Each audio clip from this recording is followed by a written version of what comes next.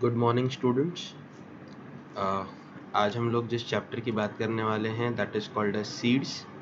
Now before we continue with this chapter, I want you all to observe this image very carefully. इस image में आपको कुछ दिख रहा है। यहाँ पे आप देख सकते हो कि सॉइल के अंदर से ये छोटा सा प्लांटलेट बाहर आ चुका है। This is just a new born plantlet which you can say. और यहाँ पे आपको दिख रहा है ये दो शेप स्ट्रक्चर्स है, एक बीन शेप स्ट्रक्चर है ऐसे दो, और इसके ऊपर जाके लीफ फॉर्म हो गया है, राइट। अब यहाँ पे कुछ टर्मिनोलॉजीज मैं आपको एक्सप्लेन करूँगा, आपको वो ध्यान से सुननी है। First terminology which I am going to point out is, you can see over here, soil से जो ये पार्ट बाहर निकला है, okay, this thing is nothing else but this will be called as future stem. इसको हम future में क्या बोलेंगे, इसको हम बोलेंगे स्टेम, ओके। अब स्टेम के बाद ये यहाँ पे जो आपको दो स्ट्रक्चर्स दिख रहे हैं, बीन शेप स्ट्रक्चर्स, ओके, इन बीन शेप स्ट्रक्चर्स को कहा जाता है द फर्स्ट लीफ। इसको क्या बोलते हैं, द फर्स्ट लीफ। आप देख सकते हो ऊपर लीफ फॉर्म हो गया, लेकिन इसको क्या बोलेंगे, द फर्स्ट लीफ। क्यों? क्योंकि ये जो लीफ फॉर्म हो गया है ये इसके अंदर रहता है, okay.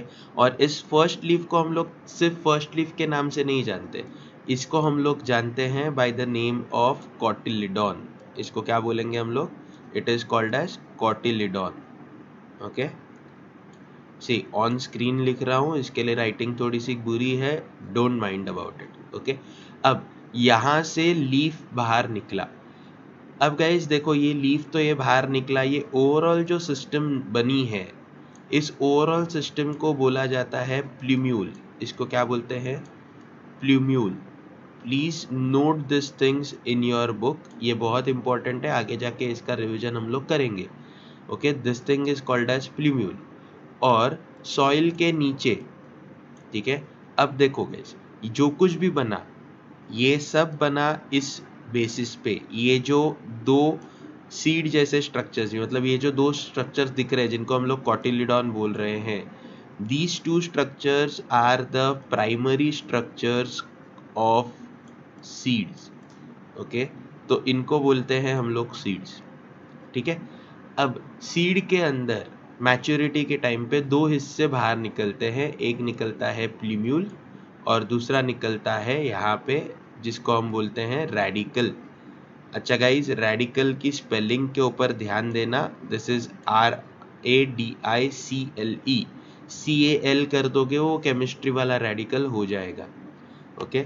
So after taking care of all this things, after looking at all this things, we will further move ahead to understand what is seed, ठीक है गाइज। तो हम लोग अभी सीड को देखते हैं। नाउ सीड को जानने के पहले कुछ टर्मिनोलॉजीज है जिनके बारे में आपको फेमिलियर होना पड़ेगा। The first terminology is you should know the difference between fruit, seed and grain, okay। Now we all know this is a fruit, this is a seed, and these are grains. Now one must say that fruit and seeds we can understand, but grain and seeds will be same. No, it is not like that. Let us understand this part. Fruit is the fleshy part which covers the seed. So which we can say that fruit is the enlarged ripened ovary. Now I hope guys आप लोगों ने flowering plants का chapter किया तो उसमें से आपको पता चल गया होगा that what is ovary, what is ovule, okay. So fruit is what? Fruit is the enlarged ripened ovary, okay। Now inside the ovary there is the ovule. So fruit is the enlarged ripened ovary. So you all are very much clever to know that the seed will be the matured ovule. Now let us move ahead. Fruit क्या काम करता है? Fruit जो है ये seeds को protect करता है and it helps them for dispersal. Now what is dispersal?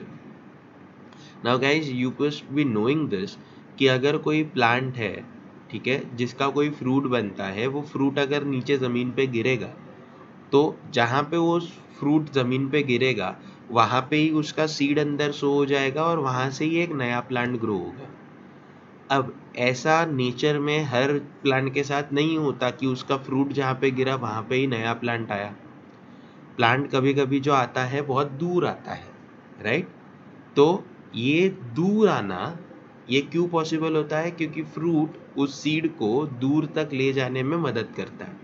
Now you must be wondering कि सर फ्रूट को कैसे, पैर वगैरह थोड़ी ना रहते हैं जो फ्रूट उसको दूर लेके जाएगा। ऑब्वियस सी बात है नहीं लेके जाएगा, लेकिन अगर मान के चलो कि बर्ड्स वगैरह लेके चल रहे हैं उसको, तो बर्ड्स फ्रूट लेके जाएंगे, सीड्स लेके नहीं जाएंगे ना। अच्छा, आप लोगों ने ये चीज़ देखी रहेगी कि बिल्डिंग के बाहर के साइड जहाँ पे जनरली बाथरूम वगैरह रहता है, उसके बाहर के साइड दीवार पे कुछ कुछ बिल्डिंग्स में प्लांट्स आते हैं, राइट। अब ये प्लांट्स वहाँ पे कैसे आते हैं, उन पर्टिकुलर प्लांट्स के सीड्स वहाँ पे कैसे आते हैं? तो बर्ड्स जब फ्रूट्स खाते हैं तो कभी कभी वो सीड्स भी खा लेते हैं। अब बर्ड जब जाके उस बिल्डिंग के दीवार पे बैठते हैं और वहाँ पे जब वो यू कैन अंडरस्टैंड अपना काम करते हैं, तब जाके वो सीड जो है वो उधर पहुँच जाता है और वहाँ पे वो जर्मिनेट हो जाता है, मतलब वहाँ पे वो सीड जो है वो मैच्योर हो जाता है और वहाँ पे एक नया प्लांट आ जाता है। Let us understand this part. I know there will be many questions कि सर बर्ड ने अगर सीड को खा लिया तो सीड बाद में एक्टिव कैसे रहा? हम लोग इन सारे क्वेश्चंस के आंसर्स करेंगे। मूविंग अहेड, डिस्पर्सल का मीनिंग क्या हो गया? Transport of seed away from the parent plant. Examples में हम लोग मैंगो लेंगे, पी पॉड लेंगे, ये सारे क्या हो गए एग्जाम्पल्स ऑफ। अंदर जो है पी पॉड के अंदर जो पीज है ये हो गए सीड्स, और ऊपर जो पॉड है this is nothing else but the fruit. Now seed क्या होता है? It is the ripened ovule, mature ovule, ठीक है। अब सीड कुछ इस तरीके का दिखता है। आपने मूंग देखा रहेगा, मूंग मटकी या फिर राजमा, तो इन सब के अंदर ये जो चीज़ें दिख रही है ये सब क्या होते हैं? सीड्स होते हैं।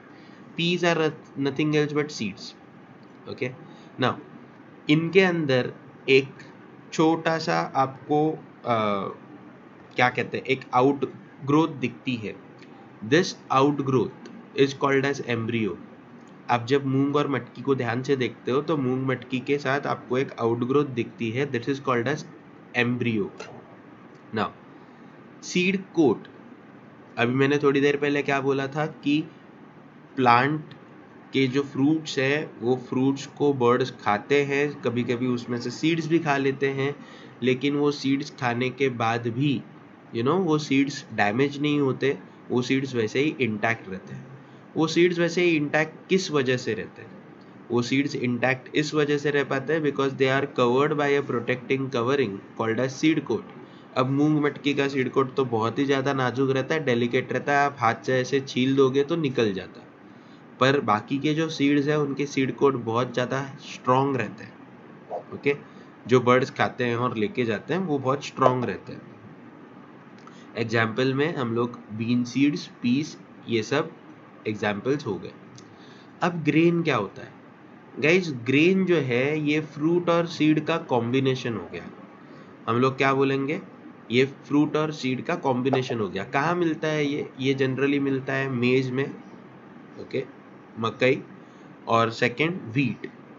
तो ये एक कॉम्बिनेशन है जहाँ पे आप कह सकते हो कि फ्रूट वॉल और सीड कोट एक साथ फ्यूज हो चुका है, और उस वजह से फ्रूट और सीड कोट जो है, फ्रूट वॉल और सीड कोट एक प्रोटेक्टिव लेयरिंग बना है, okay. So this is fruit wall plus seed coat thing called as a grain. Let us talk more about seed and more about the mature ovule after fertilization. Means what happens when the mature ovules develops into seed. Develop कैसे होते हैं? हमने थोड़ी देर पहले ये बात देख ली थी that the seed contains a tiny living plant in it called as embryo, right? Now this embryo is developed by fusion, like male के पास से sperm न्यूक्लियस आएगा, फीमेल के पास से एग न्यूक्लियस आएगा, and in the female body the seed is getting formed. I am talking about plants, okay, plant का mail and plant का फीमेल. Now moving ahead, ये हो गया आपका छोटा सा एम्ब्रियो, और बाहर की तरफ जो आपको दिख रहा है that is nothing else but the seed coat. right? Now the embryo remains in the dormant state. Now what is meant by dormant state? Dormant state means resting state, okay, inactive state. Now see, until and unless the seed doesn't get proper type of nourishment, proper nutrition, the seed won't be coming out and bursting out into a flower, or sorry, bursting out into a plant. Okay, that won't be happening. Until and unless the seed gets proper conditions, the seed won't be acting. But now for example, if the seed gets the proper conditions, suitable conditions, उसके हिसाब से सब चल रहा है, ऐसा अगर condition मिलता है उसको 1 साल के बाद सीड फॉर्म होने के, तो 1 साल तक क्या वो सीड जिंदा रहेगा? देखो हम सबको पता है plants are living organisms, and for every living organism there are two things which are very required, very necessary, that is food and water. अब फूड, वाटर एंड तीसरा चीज हो गया air.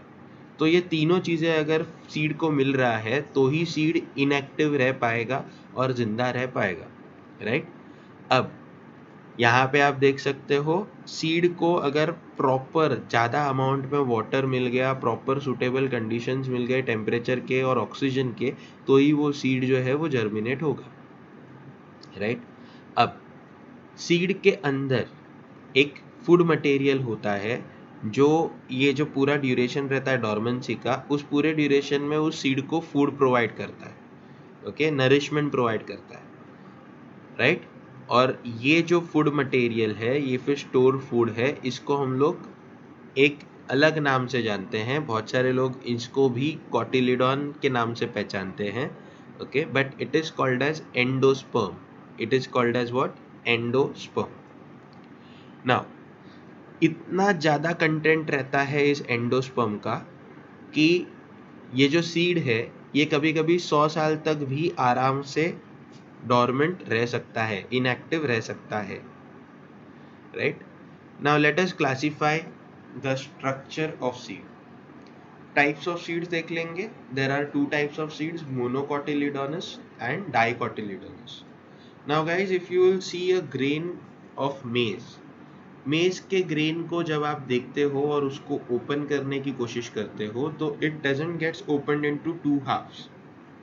Means there is only one single cotyledon, right? So it is called as monocotyledonous. But at the same time, if we will talk about rajma, if we will talk about moong, matki, in these cases there are two cotyledons, okay? Now let us assume this part. Let us assume this part. See, there are two cotyledons, right?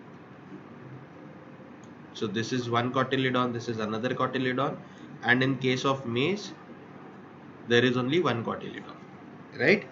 So इसको हम लोग बोलते हैं monocotyledon and dicotyledon. Okay, so let us erase these things and we will move ahead. So monocotyledonous seed contain one cotyledon, that is seed leaf, single seed leaf. Okay, example में maize आ गया, grasses आ गए. Dicotyledonous में there are two cotyledons, okay, example में pea, gram, bean. Seeds के अलग अलग साइज होते हैं. I will be moving little bit quick because this part is very easy. Seeds के अलग अलग साइजेस होते हैं. बहुत सारे सीड्स बहुत ही छोटे होते हैं कि आप नॉर्मल आंखों से नहीं देख सकते. Now examples of such seeds are poppy seeds and orchid seeds. और कुछ सीड्स जो रहते हैं बहुत लार्ज रहते हैं, आप देख सकते हो, लाइक वाटरमेलन के सीड्स हो गए, पम्पकिन के सीड्स हो गए, मैंगो के सीड्स को मराठी में बोलते हैं बाटा, okay. It is also like the stone, you know. Largest seeds are of coconut and double coconut. Coconut और डबल कोकोनट का सीड जो रहता है वो बहुत बड़ा रहता है. अंदर जो आप देखते हो ये वाइट कलर का स्ट्रक्चर, ये जब एकदम सूख जाता है तो ये हो गया सीड. जब तक ये सूखता नहीं है तो इसके अंदर का जो पार्ट रहता है ना, एकदम पानी वाला रहता है, ओके, एम्ब्रियो. ये पूरा का पूरा पार्ट जो है, सॉरी मैं गलत बोल दिया, ये पूरा का पूरा जो पार्ट है, this is nothing else but seed. और जो मैं बात कर रहा था कि अंदर एक नरिशमेंट के लिए, नरिशमेंट प्रोवाइड करने के लिए एक सब्सटेंस रहता है, that nourishment providing substance is endosperm. ठीक है, अब एंडोस्पर्म हो गया नारियल का पानी और नारियल हो गया आपका पूरा seed, right. The size, shape and structure of seeds of different plants vary considerably, पर उनके बेसिक स्ट्रक्चर जो है वो ऑलमोस्ट सेम है। मतलब हर एक में अंदर एंडोस्पर्म है, हर एक के पास से कॉटिलिडॉन निकलेगा, मतलब सॉरी एम्ब्रियो रहेगा हर एक के अंदर, और वो कॉटिलिडॉन के फॉर्म में बाहर आएगा और आपको प्लांटलेट देगा, राइट। अब एंडोस्पर्म्स के बेसिस पे सीड को हम लोग क्लासिफाई करेंगे। अब जिस सीड के अंदर एक प्रॉपर व्हाइटिश सब्सटेंस प्रेजेंट है उसको हम लोग बोलेंगे अल्बुमिनस।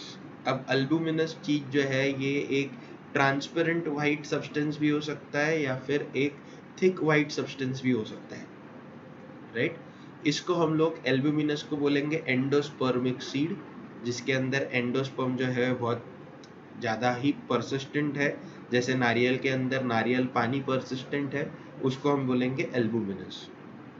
ठीक है, तो डाइकॉट एल्बुमिनस में पॉपी हो गया, कस्टर्ड एप्पल हो गया, custard apple is nothing else but सीताफल, राइट। और मोनोकॉट में cereals, millets and palms. Okay, cereals में राइस, व्हीट, ये सब पार्ट आता है एल्बुमिनस में।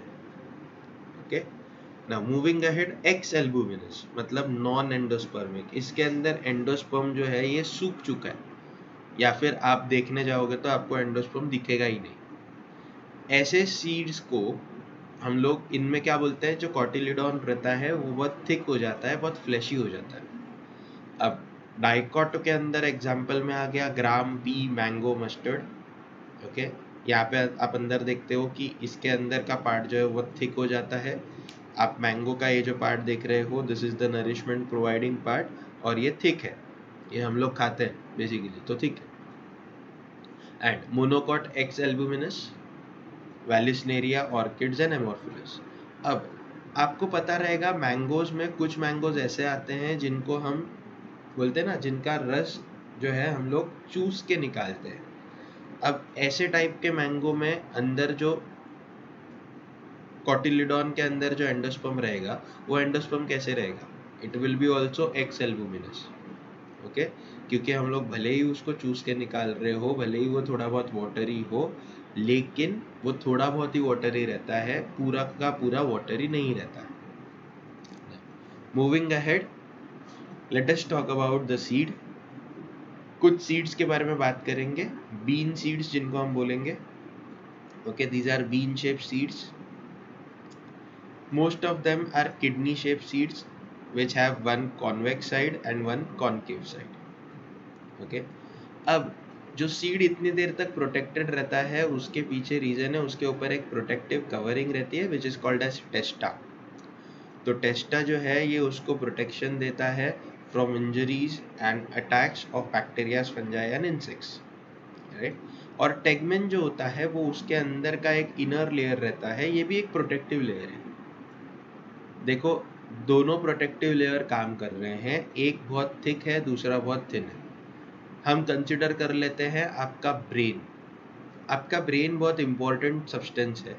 उस ब्रेन को प्रोटेक्ट करने के लिए दो लेयर्स हैं। सबसे पहली लेयर जो आती है वो आपका स्कल हो गया, और स्कल के ऊपर आपकी स्किन आ गई, राइट। अब स्किन जो हो गई वो थिन लेयर है, राइट, एंड अंदर का स्कल जो हो गया वो थिक लेयर है। तो थिक लेयर अपने को इंजरी से बचाता है। ओके, अब हाइलम, हाइलम क्या होता है, एक सीड कंसीडर कर लेते हैं। इस सीड में आपको ये व्हाइटिश ओवल पार्ट दिख रहा है, this whitish oval part is called as hilum. Now hilum से आप बोल सकते हो कि hilum is the part where the placenta is attached. Okay, so seeds के अंदर भी प्लासेंटा नाम की चीज होती है, and hilum is the part where the placenta is attach. और हाइलम के नीचे एक छोटा सा होल है, ये छोटे से होल को हम बोलते हैं micropyle. I told you all some time before that seeds को as they are living to survive in this dormant period, उनको क्या चाहिए, पानी चाहिए, हवा चाहिए और खाना चाहिए।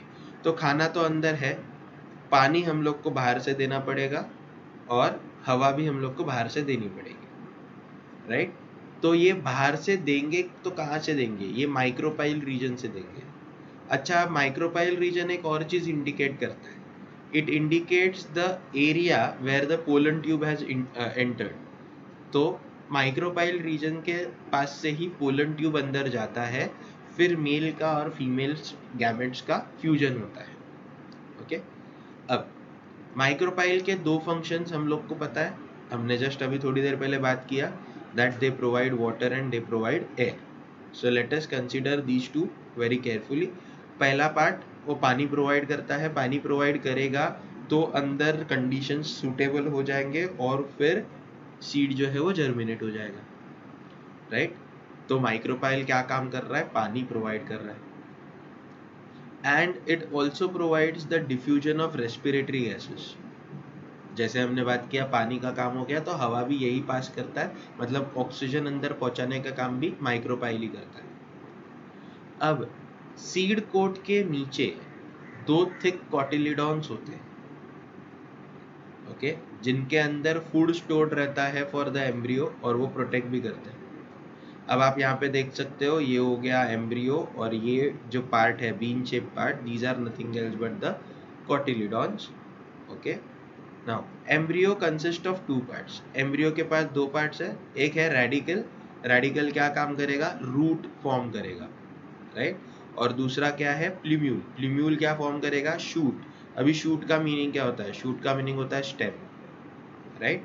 अब plumule consist of a short stem with pair of tiny leaves. आप देख सकते हो प्लूम्यूल के पास शॉर्ट स्टेम के ऊपर टाइनी लीव्स होते हैं। हमने फर्स्ट इमेज में दिखे थे, वो दो टाइनी लीव जो है वो बड़े हो गए थे। अब प्लूम्यूल का ये ग्रोइंग पॉइंट है, प्लूम्यूल के ऊपर जो ये टाइनी लीव्स है वो उस पार्ट से ग्रो होते जाएंगे।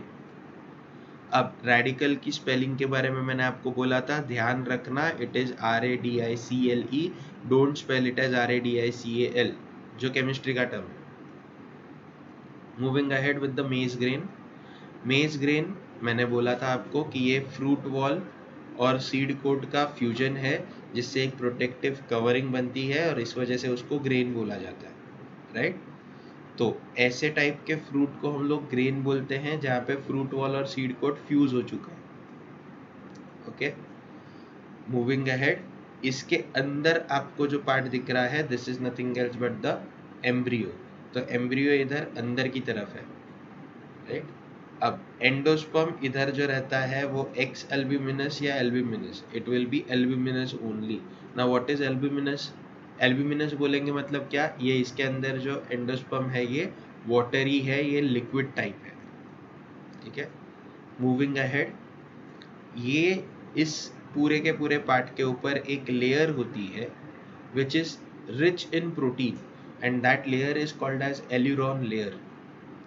एम्ब्रियो के अंदर सिर्फ एक ही कॉटिलिडॉन है, आपको दिख रहा है, कोई दो हाफ नहीं है, ये मोनोकॉटिलिडोनस पार्ट है। और इस सिंगल कॉटिलिडॉन को हम लोग एक नाम देते हैं, it is called as scutellum. You have to note this thing. अब रेडिकल और प्लूम्यूल भी अंदर है, ठीक है, ये रेडिकल हो गया और प्लूम्यूल हो गया। अब रेडिकल जो है ये प्लूम्यूल का एरिया है, रेडिकल का एरिया है। जब रेडिकल जो है ये जब बाहर की तरफ निकलता है तो that outer most point is called as coleorhiza. Radicle जहाँ से निकलेगा उसको हम लोग बोलेंगे coleorhiza. Now please understand this term, rhiza मतलब रूट सिस्टम, ठीक है।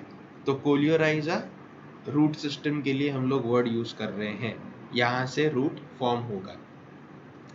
प्लूम्यूल जो है ये ऊपर की तरफ मैंने बोला था, इधर का जो एक ऊपर का पार्ट है, कवरिंग पार्ट है, it is called as coleoptile. Okay, this protective sheath is called as coleoptile. Maize grain जो है ये मोनोकॉटिलिडोनस है और एंडोस्पर्मिक है। Albuminous is also called as endospermic, हमने थोड़ी देर पहले ही पढ़ा था। So endospermic it is. Now moving ahead, दोनों के बीच का डिफरेंस, वेरी क्विकली डिफरेंस हम लोग यहाँ पे देखेंगे। बीन में दो कॉटिलिडॉन्स होते हैं, मेज में वन कॉटिलिडॉन। जिसको स्क्यूटेलम बोलते हैं। बीन के अंदर एंडोस्पर्म नहीं होता, यहाँ पे लार्ज एंडोस्पर्म प्रेजेंट होता है। ये लार्ज एम्ब्रियो वाला है, ये स्मॉल एम्ब्रियो वाला है। Plumule leaves are folded, over here plumule leaves are rolled. Plumule is large, here plumule is very small. Hilum and micropyle are visible, here hilum and micropyle are not visible. Seed separately. Now guys, you must be thinking कि sir फिर मेज में air कहाँ से पास होगी, micropyle नहीं है तो पानी कहाँ से पास होगा, माइक्रोपाइल नहीं है तो। Guys, micropyle is not visible, it is said. Micropyle present है, विजिबल नहीं है, आपको बाहर से दिखेगा नहीं, तो प्रेजेंट है, एक हल्का सा ओपनिंग है, अंदर एंट्री होते रहते हैं। Now seed separately contain the fruit called as pod. यहाँ पे कोई सेपरेशन नहीं है, it is a single grain. Okay, it is nothing else but a single grain. Let us talk about the germination of it. The seed contains a dormant embryo, which is inactive embryo. In a dry seed, the embryo is very inactive. Okay. अगर बाहर की तरफ हम लोग देखेंगे, देखो inactive है और उसको आउटवर्ड डायरेक्शन में अपीयर होना है, तो अपीयर जब होगा तब उसके अंदर लाइफ है। अगर हम लोग बाहर से देखेंगे, वो इनएक्टिव जो चीज़ है उसके अंदर लाइफ नहीं है, ऐसे हम लोग कंसिडर करते हैं। Means outwardly it appears to be without life, right, but उसके अंदर सारे के सारे केमिकल एक्टिविटीज हो रही है, life is still going on. Why it is still going on? Because very little food is utilized. Okay, now the dry seeds consume oxygen and give out carbon dioxide. See, respiration is also done. अब जब इस dry seed को हम लोग proper condition में रखते हैं, जो एम्ब्रियो है it becomes awakened and it becomes active and starts growing into a seedling. So you can see over here there is a small animation. This is how the seed comes out and there is a new plant getting formed. Okay, so proper conditions क्या होती है? water, oxygen और suitable temperature होना चाहिए. All the changes leading to the formation of the seedling are collectively called as germination. इन सारे conditions को हम लोग बोलते हैं germination. अब germination जो है, for this germination also there are very different types. Okay, so let us consider all those different types which is called as germination.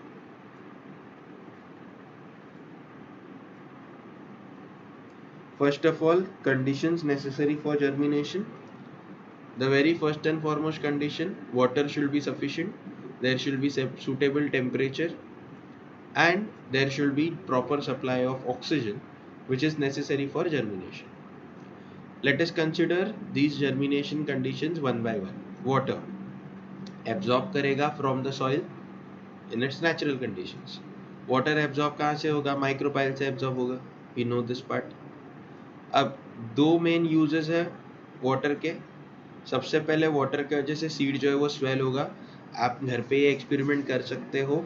आप एक सिंपल सा मूंग मटकी का बोलते हैं ना, सीड लेके आना और उसको पानी के अंदर भिगो के रखना। आप पानी के अंदर भिगो के रखोगे, दूसरे दिन आप देखोगे कि वो स्वोलन भी हो चुका है और उसके अंदर से रप्चर होके रेडिकल भी बाहर आ गया है। ठीक है, रेडिकल बाहर आ जाता है। So water is necessary for chemical reaction and for the enzymes to act upon the food stored in the cotyledons or endosperm, so that it may convert it into a diffusible form, dissolved and utilized by the growing embryo. Diffusible means usable form. Suitable temperature conditions. Both the temperature conditions are very low and very high temperatures are unsuitable for germination. देखो, germination होना है तो एकदम गर्मी में या एकदम ठंडी में जर्मिनेशन तो होगा नहीं, एक प्रॉपर मॉडरेट रेंज का टेम्परेचर रहना चाहिए। तो वेरी लो टेम्परेचर रहेगा वो भी उस ग्रोथ को इनएक्टिव कर देगा, और हाई टेम्परेचर रहेगा तो it might destroy the delicate tissues of the entire seeds. Okay, अब a moderate temperature, that is 25 degrees Celsius to 35 degrees Celsius, is usually preferable for the germination, and it is also called as optimum temperature. So if a question comes that what is optimum temperature, the answer should be optimum temperature for germination is 25 degrees Celsius to 35 degrees Celsius. Okay. Now seeds of tropical plants. Tropical plants are those plants which are nearly in थोड़ा ठंडे वाला reason में है. Okay. So seeds, sorry, ठंडे वाला reason नहीं, temperate region means ठंडा reason. Seeds of tropical plants often require higher temperature for germination than those of the temperate region. तो ऑब्वियस सी बात है, जहाँ के सीड्स है वहाँ के हिसाब से काम रहेगा. Moving ahead, oxygen. See, oxygen जब मिलेगा तब सेल डिवीजन बहुत क्विक होगा, सेल ग्रोथ बहुत क्विक होगा, क्योंकि ऑक्सीजन उसको क्या प्रोवाइड करेगा, एनर्जी प्रोवाइड करेगा. Oxygen is available only because of respiration, so oxygen का होना बहुत ज़रूरी है. अब सीड जो है, जो बहुत ज़्यादा डीप रहते हैं सॉइल के, वो जर्मिनेट होने के लिए फेल हो जाते हैं, और जो ऊपर की तरफ रहते हैं वो फेल नहीं होते. अब नीचे की तरफ है तो फेल क्यों होते हैं? दो मेन रीजन है, no proper supply of oxygen and insufficient pushing force. अब देखो, ये अंदर से बाहर आएगा तो एम्ब्रियो को पुश करके ही ऊपर आना चाहिए ना. तो एम्ब्रियोनिक पार्ट जो है, जिनको हाइपोकोटाइल बोलते हैं, ये बाहर नहीं आते. इनको हाइपोकोटाइल क्यों बोला गया? Because they are below the layer. Okay. Now experiments on germination of seeds कर लेंगे. Water is necessary for germination, हम लोग को ये चीज़ पता है. एक्सपेरिमेंट बस दो पर्टिकुलर बीकर्स लेने हैं, एक के अंदर कॉटन वुल डालना है और एक के अंदर ड्राई कॉटन वुल, एक के अंदर थोड़ा गीला वाला कॉटन वुल. सीड्स रखने हैं, and after 2 days which we can see that जो ड्राई था वो वैसे का वैसे रहेगा, और जिसमें कॉटन के अंदर पानी था वो वाटर एब्जॉर्ब करके वहाँ पे सीड जो है वो जर्मिनेट होना चालू हो जाएगा. It shows that water is very important for germination. Second experiment, to know that suitable temperature is very required, important. अब यहाँ पे वापस से वेट कॉटन वूल दोनों ले लिया, मतलब वाटर इज रिक्वायर्ड तो वाटर प्रोवाइड कर दिया हमने. अब वाटर प्रोवाइड करने के बाद एक को हमने फ्रिज में रख दिया और एक को ऐसे ही बाहर रख दिया. 2 दिन के बाद हम लोग देखते हैं जो बाहर है उसमें जर्मिनेशन हो रहा है, फ्रिज वाले में जर्मिनेशन नहीं हो रहा है, क्योंकि आपने बहुत ज़्यादा ठंडा टेम्परेचर वहाँ पे प्रोवाइड कर दिया. So it shows that temperature is also very required, very much important for germination. Third experiment, to prove that oxygen is necessary for germination, we are taking 2 conical flasks, okay, A and B. वापस से वही काम करेंगे, cotton wool, wet soak cotton wool, because air is required, right. एक के अंदर हम लोग ने अल्कलाइन पायरोगैलिक एसिड डाल दिया, ओके, थ्रेड डाल के अल्कलाइन पायरोगैलिक एसिड डाल दिया, और ख्याल रखेंगे कि उस एसिड का एक ड्रॉप भी उधर नहीं गिरे. ठीक है. अब अल्कलाइन पायरोगैलिक एसिड क्या करेगा? ऑक्सीजन को एब्जॉर्ब करेगा, तो ऑक्सीजन इधर नीचे नहीं मिलेगा. अब इसको रूम टेम्परेचर में ही छोड़ दिया, ऊपर से इसको बांध दिया, मतलब थोड़ा बहुत भी ऑक्सीजन नहीं जाए. देखो अंदर जो ऑक्सीजन प्रेजेंट है वो भी ये एब्जॉर्ब कर लेगा और एक्स्ट्रा ऑक्सीजन जाएगा भी नहीं, और इसको ऐसे ही ओपन छोड़ दिया. यहाँ पे सिर्फ प्लेन वाटर डाल दिया और इसको बंद कर दिया. अब प्लेन वाटर डाल के बंद कर दिया तो क्या हो जाएगा? ऑर्डिनरी रूम टेम्परेचर में कुछ घंटों के बाद आप देखोगे कि यहाँ पे जर्मिनेशन हो रहा है, यहाँ पे जर्मिनेशन नहीं हो रहा है. देखो कंडीशंस दोनों में सेम रखे हैं, बस यहाँ पे पायरोगैलिक एसिड डाल दिया जो पानी को जो ऑक्सीजन को एब्जॉर्ब कर लेगा, और यहाँ पे वाटर है जो ऑक्सीजन को एब्जॉर्ब नहीं करेगा.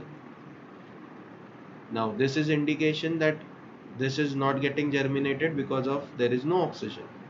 So it also shows importance of oxygen for germination, right? Let us do the 3 bean seeds experiment. Now 3 bean seeds experiment, एक ग्लास स्लाइड के ऊपर सीड्स रखे हैं और पानी के अंदर डाले. Top seed is well above water, middle seed is just at the level of water, and this is submerged in the water. इसको एक वार्म प्लेस पे हम लोग ने कुछ दिनों के लिए छोड़ दिया.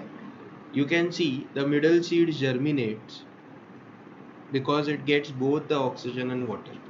जो नीचे डूबा हुआ है उसको पानी तो मिल रहा है लेकिन ऑक्सीजन नहीं मिल रहा है, और ऊपर वाले को जर्मिनेशन नहीं हो रहा है क्योंकि उसको ऑक्सीजन मिल रहा है लेकिन पानी नहीं मिल रहा है।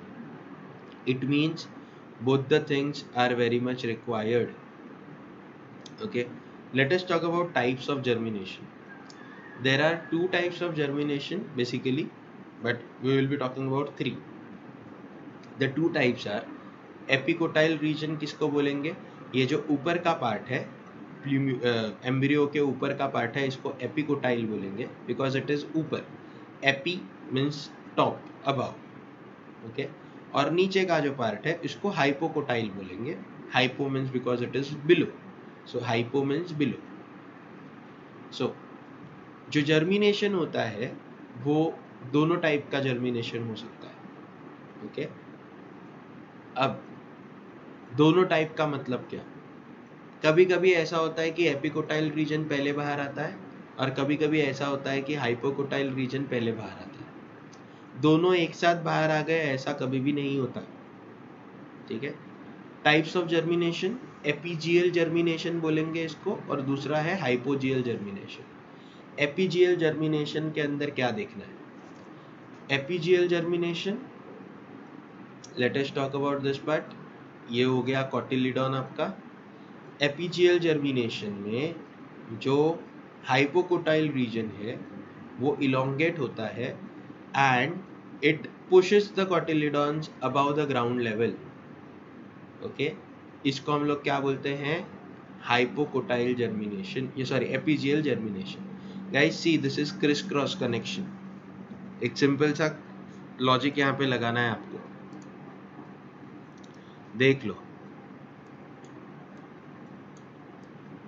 एपिकोटाइल रीजन अगर पुश करता है तो जो जर्मिनेशन रहेगा वो होगा हाइपोजियल, और अगर हाइपोकोटाइल रीजन पुश करता है तो जर्मिनेशन होगा epigeal. Okay, please note this part. What will happen?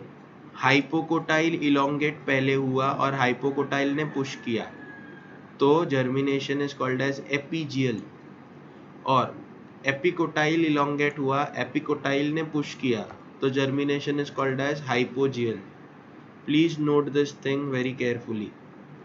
Late us move ahead to understand this part. यहाँ पे आप देख सकते हो, जब हाइपोकोटाइल पुश करता है तो हाइपोकोटाइल पुश करता है तो कॉटिलिडॉन पहले बाहर आ जाता है।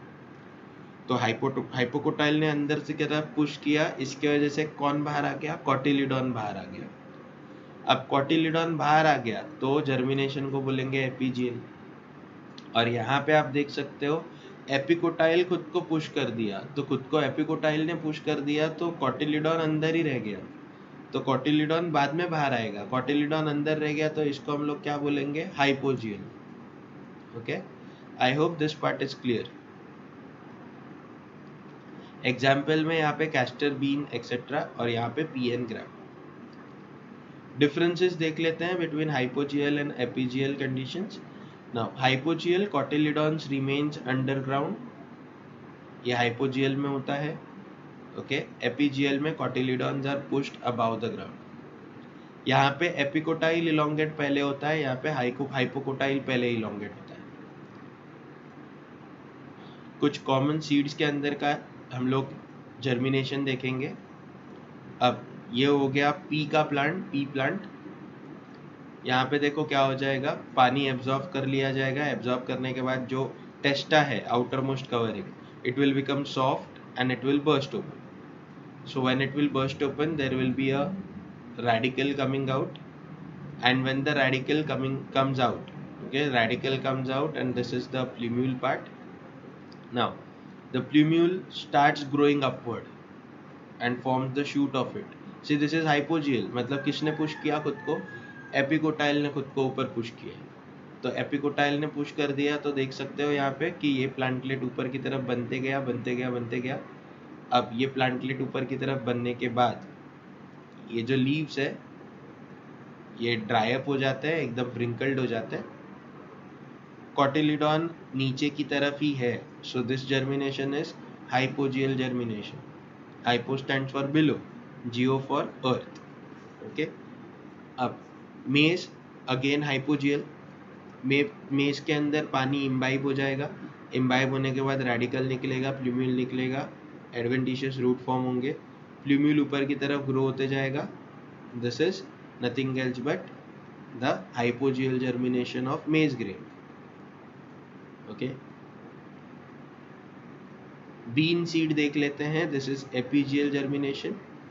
एब्जॉर्ब कर लिया, radicle starts growing downwards to form the root system. अब जैसे ही रेडिकल फॉर्म हो रहा है, now as we can see यहाँ पे रेडिकल जो है it starts growing downwards. When it starts growing downwards, so what is pushing itself, the hypocotyle is pushing itself and it causes the cotyledon to rise above the soil level. Okay, so germination is therefore epigeal. Epi means above, geo earth. Okay, now moving ahead, there is one more type called as viviparous germination. It is a very special type. See, viviparous things, you all must have heard about oviparous or viviparous, right? Viviparous development जो है वो अंदर ही अंदर हो जाती है. तो live young ones हम लोग प्रोड्यूस कर रहे हैं. Human beings carry out viviparous conditions, कोई सीड नहीं आती. तो ये जो काम करते हैं, ये राइजोफोरा और सोनेरेशिया करके जो मैंग्रोव प्लांट्स है ये करते हैं, और यहाँ पे सीड जर्मिनेशन जो होता है विविपैरी होती है. Now guys, this is very special type of germination. Why it is very special type of germination?